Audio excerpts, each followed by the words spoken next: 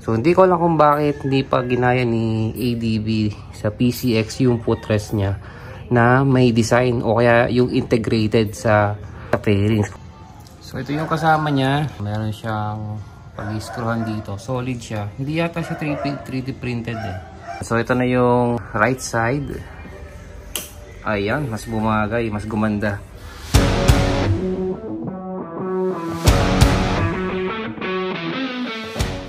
What's up mga kanipos? For today's vlog, meron tayong bagong item dito sa ating ADV 160 si Akira. Ito ay hindi naman talaga siya kailangan. Ito ay parang pandagdag forma lang. Kasi ewan ko ba kay ADV, bakit si PCX, kung mapansin nyo yung PCX 160, yung kanyang footrest ay parang integrated sa kanyang fairings. So parang hindi siya halata until iganon mo siya, ibaba mo siya pag gagamitin na. Pati dito sa footrest, parang medyo off siya. Pag tingin mo siya sa gilid, ito agad yung napansin ko. Yung footrest niya is parang nakabaliktad.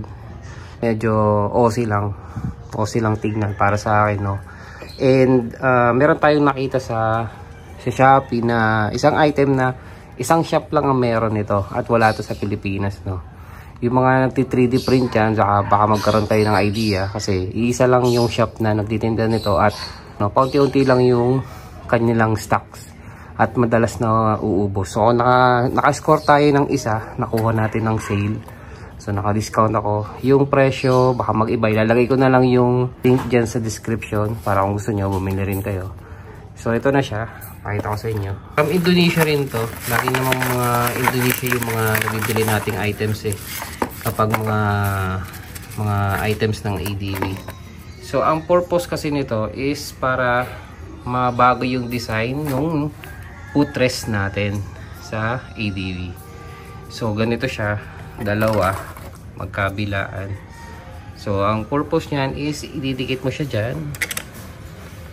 Ayan ang magiging itsura niya. So, sa halip na naka-expose yung likod ng footrest, may pang-cover na siya. Ayan, kokoberan yan. Dalawang klase to. Merong isang nakasulat na Honda. Meron ding wala. Meron siyang kasamang screw. Ayan, meron siyang mga kasamang screw, 4. Kasi i-screw mo siya dun sa harapan. So, may kasama siyang mga ganito. So, madali lang siyang i-install. So, pagka nakabit mo na dyan sa ilalim, dito sa ibabaw, yan, ganyan naman siya. Tapos saka mo siya i-screw. So ikakabit na natin. So ganito magiging itsura niya sa ibabaw. Mawawala yung pinakabutas niya. And then kapag hindi mo siya ginagamit, magkakaroon na siya ng cover. So yan yung magiging itsura niya pagkatapos. So, di ba parang nagkaroon ng design at saka parang hindi halata siya na footrest.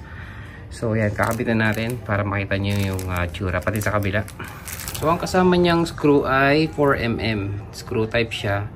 And, meron pa yata akong bolts nito. Kaso, flower type siya. Ayan, yung parang ganito.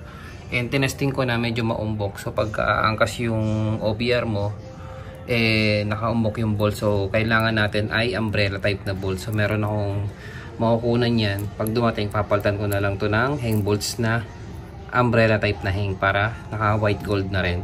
So, dito, gamit tayo ng screwdriver. Yan. Kung gusto niyo ng 46 pieces na toolset, ilagyan ko na lang din yan ng link sa description. Kasi, ito lagi yung ginagamit ko. Napaka useful talaga nitong 46 pieces na toolset. Murang-mura. May ratchet pang kasama na maliit. So yan, kabit na natin.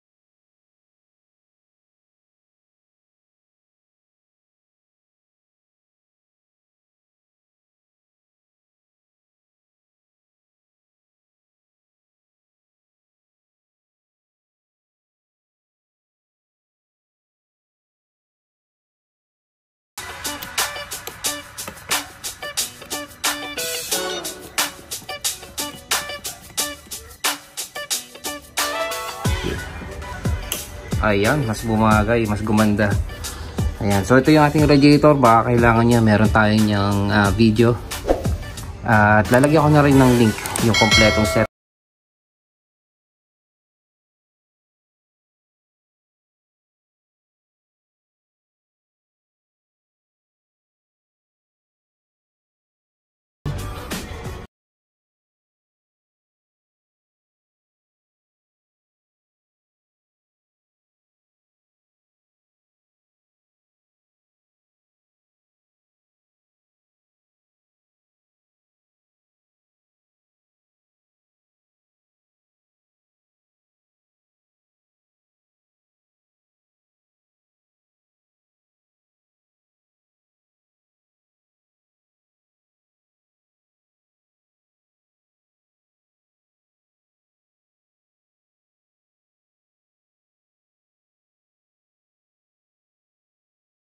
Nyo kasi pagka nagkaroon ng stock, lalabas yan sa cart nyo na meron na. So i-grab nyo na pag merong stock para hindi kayo maubusan. At ayan, pati yung ibang items lagay ko na lang din dyan sa description para may reference kayo. So yun lang.